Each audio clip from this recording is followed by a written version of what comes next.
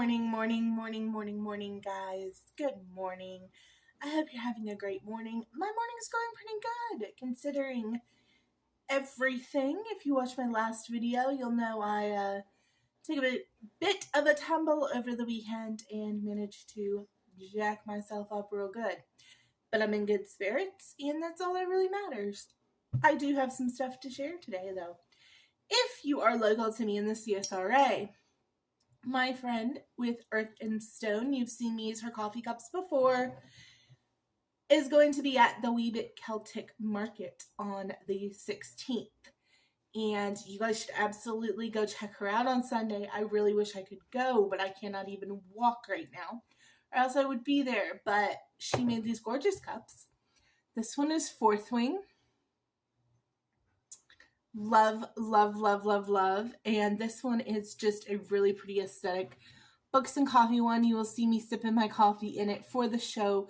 Absolutely. I am waiting on my new coffee pot to be delivered, though. So, no coffee right now, but that's okay. If you are local to me in the CSRA area, Lexington, South Carolina, on the 16th, go see Earth and Stone at the Wee Bit Celtic Market and tell her that Coffee and Lore sent you, because we love her. She's amazing. And go buy some cool stuff from her too, because she's got tons and tons of stuff. Her cups are amazing and super fun. Now that that's out of the way, though, I do want to talk about a book that I read this week. I read my first John Gwynne book, you guys. And it took me one book to realize that I don't think John Gwynne is written for me. I did give this book 3 stars. I was being very generous. It was probably more like a 2 to 2.5 for me. A buddy read this book with another friend who was also a fantasy reader, who also gave it the same rating I did. So it wasn't just me. I wasn't being biased. If you love this book, love it. Oh, it's Shadow of the Gods, by the way, by John Gwynne. If you absolutely love this book, please, I beg of you, jump in the comments and tell me what you loved about it. Because I couldn't find a whole lot. And I did finish it. I read every last syllable of it. And was really searching for something. This book feels like the most unserious book written for a boy I've ever read, despite the fact that 2 of the main characters are females. This book was written for boys or guys or something. I don't know how to describe it. There's a character who I should care about, Orca. She's a mother and she is out for revenge, but there is so much going on and just stuff happening that I don't even care.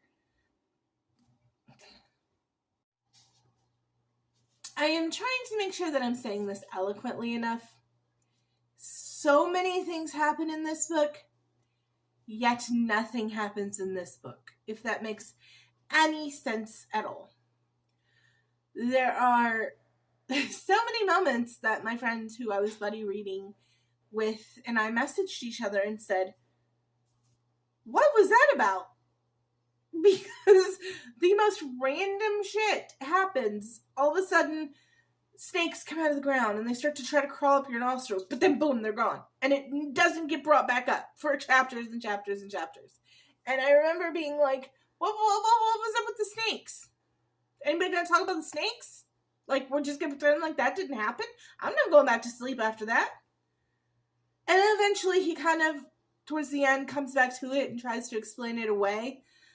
But I should really care about Orca, one of the main characters. You have like 3 main characters. Orca is a mother and wife in a small Viking town. From what I understand, John Gwynne pretty much writes Viking books. I didn't know that when I went into it, or I probably wouldn't have read it. I love Norse mythology and I love things that are Norse, but it is not done in modern society very well. It is pretty like bro heavy in current culture. And that was the vibes in this book as well. Like I said, I don't know how a book where two of your three main characters being female could feel so bro-ish as this book did, but somehow it managed it. Orca is a wife and mother, and she has a pet monster that never really gets explained that well, and a son and a husband, obviously. And then you have, oh God, the names were really difficult too. Vager or something like that. Vager. He is out for revenge for his sister, and he joins the Bloodsworn. I just put this book down. I just read it. Yeah, the Bloodsworn. He wants to join the Bloodsworn. How they came to be doesn't really explain it. They're just like Bloodsworn. And then you have a third female character, like a third character who's a female, so 2 female, 1 male, as far as the POV chapters go. And she's like an assassin or like a bounty hunter. They really don't kind of explain her very well, but also the princess. But doesn't want to be the princess, wants to be a bounty hunter. You guys, I'm doing a poor job explaining this book. And that's because it's not a great book.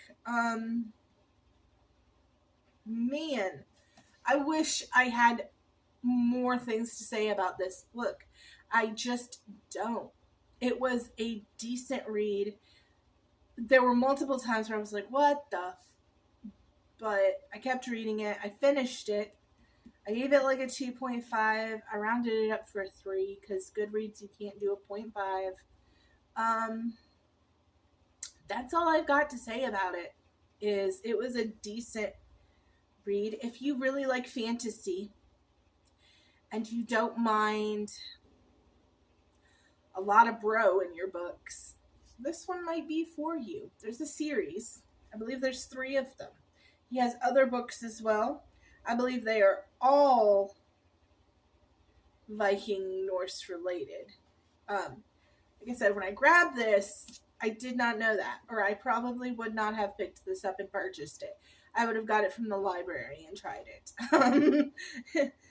Because it's just not for me, guys. And like I said, I liked the show Vikings, and I liked, the one that I just read, A Fate Inked in Blood. That was really well done. Powerful females in there. This did not feel like that. This felt like I said, the most like bro Mjolnir wearing thing I've ever read in my life. And so that's my review of The Shadow of the Gods. Big honking disappointment for me. I had really gone into this thinking, and I can now laugh back at myself being like, I bet you this is about to be one of my favorite reads of the year, because that's how hyped up it was. And I don't get the hype. That hype train missed me, and it missed the person I read it with too. So there's that. Sorry for such a boring review on this one. I don't have anything good to say about it. Other than Orca's pretty cool.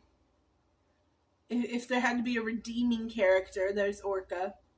She's gonna get revenge for her husband and her son.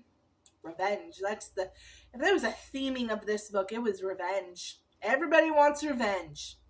Just revenge. That you could just write the word revenge, and there's the whole book. The lore tried to be there, and the world building tried to be there, but it was so confuddled and rushed, because it's also not as long as it probably should have been, despite the fact that I felt like it went on forever because I wasn't enjoying it. I think in order to get the proper world build and lore build, and not just have snakes coming up from the soil and then disappearing and nobody talks about it, it needed to be much longer than this. most likely. Maybe if you read the whole series, everything starts to make sense. But if you can't give me a good story that I understand the world and the magic system in book one, I don't have hope that you're going to be able to do it in the remaining ones. So that's my review of Shadow of the Gods. It was a 2.5 star. Thanks so much for being here. Thanks for commenting, liking, sharing, subscribing, all of that good stuff.